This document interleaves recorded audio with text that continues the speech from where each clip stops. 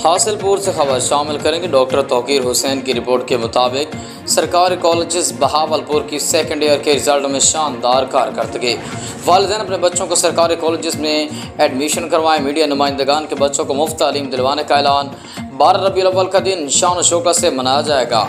गुज़श्ता रोज़ deputy director colleges Bahawalpur professor Taslim Alam की principal post graduate college boys Hasilpur Mohammad Tahir Ghauri की हमरा प्रेस क्लब कायम खानी मीडिया ग्रुप के दफ्तर में प्रेस कॉन्फ्रेंस करते हुए कहा कि ज़िला बहावलपुर में सेकेंड ईयर के रिजल्ट में शानदार हैं और पोजीशन होल्डर हैं, जो कि हमारे टीचर्स की अनथक मेहनत का समर है। महकमा तालीम के अफसरान बाला और वज़ीर आला पंजाब की हिदायत पर अमल दरामद किया जा रहा है।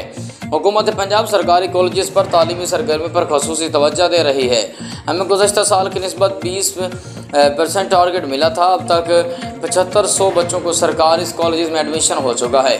उन्होंने कहा कि तलबा को सरकारी कॉलेजेस में साफ़ सुथरा माहौल मिलेगा, तालीमी सहूलतें फराहम की जा रही हैं।